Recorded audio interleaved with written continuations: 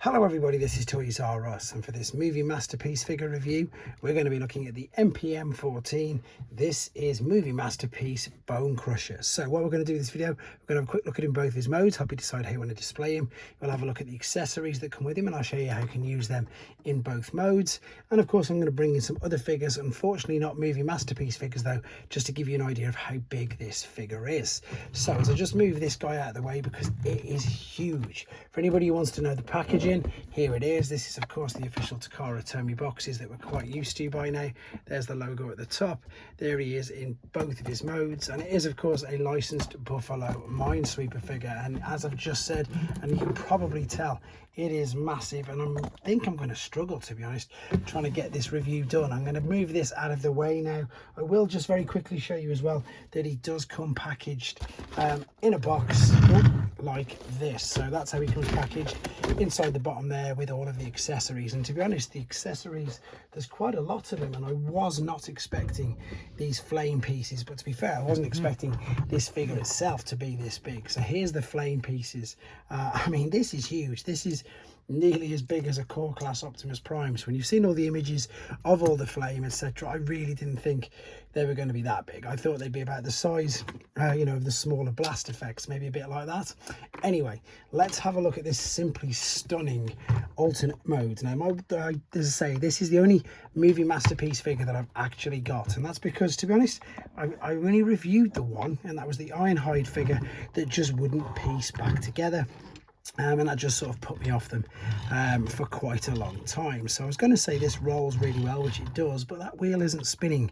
Maybe it's just slightly off. You've got the spare wheels here. This is a licensed Buffalo Minesweeper vehicle, so all of the details on here are absolutely sensational. They really are. Look at that. It looks like it's been in the desert, in some off terrain, whatever it is, bit of sand on the windscreen. I'm trying to see if there's anything written on the number plate there. There's nothing written on the number plate there, but what is interesting is, although the vehicle is licensed, the tyres weren't. So you can see, look how good that is. It says Megatron on the wheel with the Decepticon logo, and it does that on every single one of these tyres. That's just such a great little touch, and it even says Bonecrusher there on that tamper graphics there. What else does it say on this side? Same again. So as I say, all the details, it's like a smoked translucent plastic, so you can sort of see things in, but not too much. I've just literally took this fresh out of the box, so I think it's exactly as it should be, but you never know, these could be moved. I've just built up the actual sweeper, which is huge, to be honest. I mean, it's massive. You get this as well, so I presume this is obviously when it's in a different mode, because I remember him when he's in robot mode, these being a little bigger and indeed a little wider. There are 6 flame pieces, so 1, 2, 3, 4, 5. I am going to have a go at attaching all these as well when he's in robot mode. 6. And there's 2 face plates. Now this one here is of course where you can reenact that scene. If you remember in the movie, Optimus Prime actually punches him and his eye starts to come out, so you could be able to replace the face plate with exactly that. The instructions for me as always are quite difficult. I don't know why, but I think it's probably the language barrier, isn't it? Let's be honest. 84 steps though to transform this guy, so that's probably going to take me half a day or so. Right, let me show you this. So we can see the wheels go all the way around. This has got loads of points of articulation on it. I'm just going to separate it from here. That's where it was separated from. That's how it comes packaged with this, like so. So you can see you've got an articulation arm there, an articulation arm there, and these are all pretty much on ratchets, which you can hear.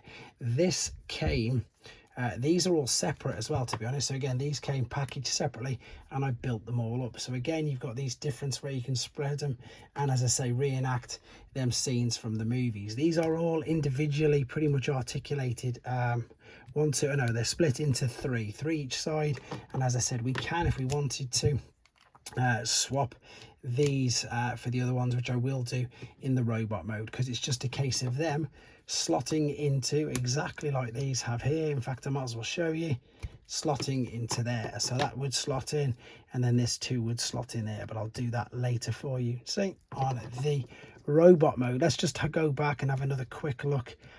There we go. Let's just pop that into there, close these up, and as I say, reattach this. Let's have a look at what else the detail is on it. In fact, I'm going to turn it that way because I don't want the screws showing. This should, he says should.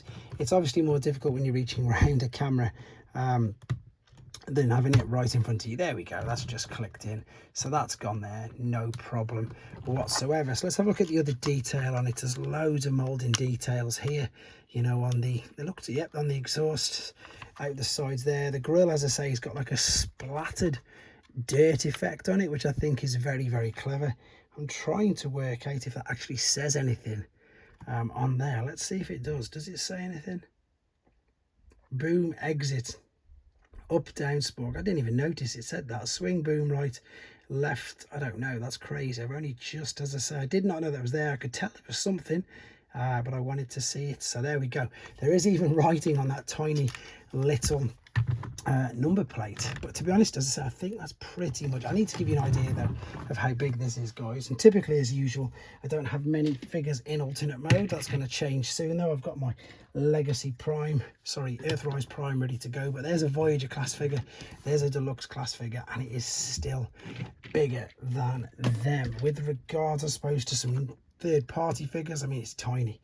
They are tiny compared to it, as you expect. This is what I would class as a masterpiece. So it's big, it's very, very detailed.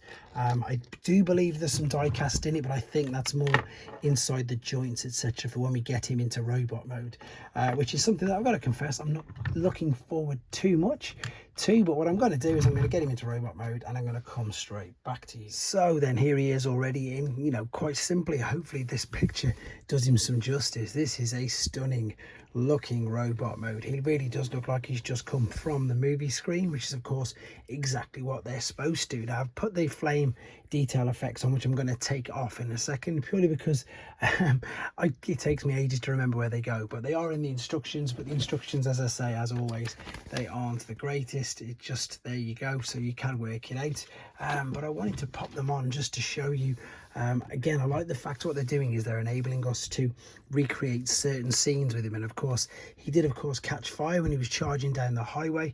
And of course, as I showed you with this other head, this is another scene that you can create as well. So you can take the head off like that. You can do the Revenge of the Fallen line if you want. Take the face off. Now you can see on the top of the nose there, it's going to slide right there through that part, so it's not too difficult, to be honest. Just apply a tiny bit of pressure to pull it off and on. And then if I go and bring this closer now, there you can see exactly what I was on about, and that is of course when Optimus lands, I think it's an uppercut to be fair, and then indeed, you know, his eye starts to come out. So you can even recreate that if you want, which was I suppose it's a nice touch. They didn't need to put it in at all, just for yourself to know when you get him out of the box and when you transform him for the first time, that's what it looks like. There is no faceplate on it at all. It's up to you to pop the faceplates on. Right, I'm going to take these fire effects off.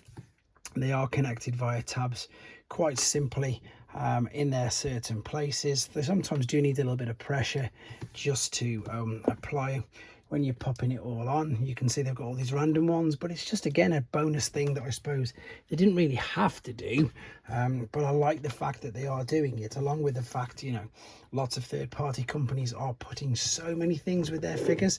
I think it's good that Takara rather, are feeling the need to, well, not feeling the need to, are in fact doing exactly what they should do, you know, sort of trying to keep up with it all. Right, let me just get that reattached. You can see it's very slightly come off. Right, let me spin it round to the back to show you the Minesweeper, because this thing is so impressive. And what I've definitely learned from transforming him from one to the other is this one's definitely for the alternate mode, because they're all a little, well, they're more close together. You can still move them around, you can still have them all individually, you can still attach it to this if you want. As you can see, these will go into these particular pieces, but the ones that we've got on the back are definitely designed for the robot mode, purely because there's more articulation points in them and you can do more things with it. You can bring it up. Oh, I've just popped it off, but that's not gonna hopefully affect too much of the video. If I push it all the way back, bring this all the way over, I'm going to now join these together. So I suppose it's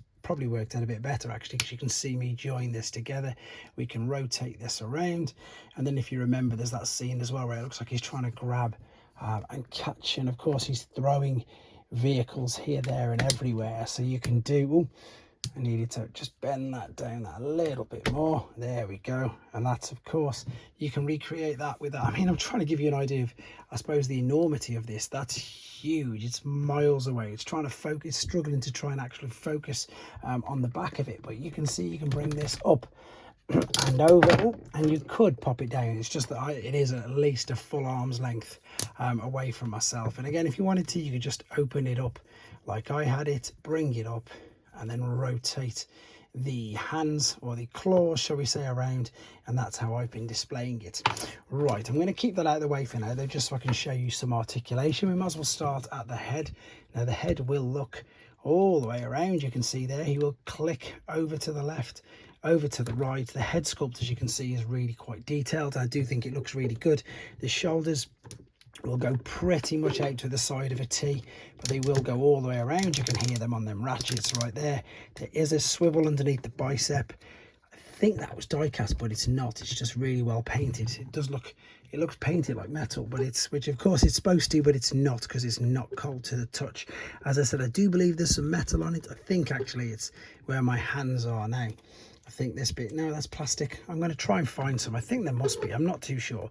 So you've got bicep flexion, you've got the swivel there, you've got full wrist rotation as well. The fingers, as you can see, are pretty much articulated as well.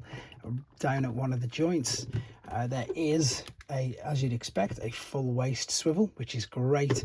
The legs, if I just shift these out of the way, will go right out to the side. These are on heavy duty ratchets as well. They go backwards and forwards. They're scary though, because they make a lot of noise. They will kick all the way back. There is a knee swivel. This is mainly for transformation, but you can swivel it all the way around. And all of these toes, as you can see, have got articulation points on them as well, so you can completely manipulate all of this as you'd expect. You know, it is a masterpiece figure. It's got a pretty hefty price tag, but you're getting your money's worth with this. This is a huge figure. I know I keep saying that, and the unfortunate thing for me is I don't really have, as I say, any other movie masterpieces. There's your masterpiece standard Takara Soundwave, which is, you know, it's probably as tall as him. However, just look at what you get in extra. This is just a nice thin little robot. This is chunky. This has got some mass to it. It's really big. It's really thick. There's a lot more intricacy. I know, granted, there's another 10 years plus between the two of these since when they've been made, but it's just a huge figure. Let me just bring in quickly a missing link convoy up to about his waist. What else have we got here? I've got the new Nemesis Bridge Voyager class Megatron. So, you know, he's definitely way bigger than a leader class. He's probably bordering on sort of like Titan class size, I would imagine, with him being, in fact, here's a leader. Oh, here's a leader Tigerhawk. Everything's falling around behind me, but you didn't get to see that. Right, let me just save all of this. That is leader class Tigerhawk, which again is quite tall compared to him, but he's nowhere near as articulate or as detailed as well. Let's have a look at some of the detail then. So as I say, we've had a look at all the tyres. The tyres do all have Megatron written on them. These hinges, everything, you know, there's detail right into every single part, every single bit of intricacy there is. I think it's worth pointing out as well that all of these tyres, all of the wheels that you can see from the back, so there's 1, 2, 3, 4, the 2 under there and the 2 at the very top, they are all 8 that you see present in the vehicle form. So none of them are like, you know, none of them are faux wheels, none of them have just been put there or they stick on, or etc. Every single wheel that you see here was on the side of the vehicle in the vehicle mode, which I just think again is a great touch. I think I've run out of superlatives about this guy. Honestly, it's great. Obviously no weapons or accessories for him to put in his hands. I wouldn't know what you'd want to put in his hands, to be honest. I'm just going to reattach this back part like so, and hopefully get it to spin around and spin upwards, because that's how I'm going to finish it, because I think that it looks really good like that. So let's reattach this very simply, tab it in, bring them around, and you've got this bit now coming over the back of him like so. As I say, the fingers you can splay out as well if you want. There you go, guys. There really isn't much more to say about this guy. It really is a very good masterpiece figure, one of the best ones I've seen and indeed had the pleasure of reviewing and indeed having a bit of a play with. There he is. This is movie masterpiece Bonecrusher, MPM 14, I believe his number is. There you go. Let me know what you think in the comments, guys. Take care.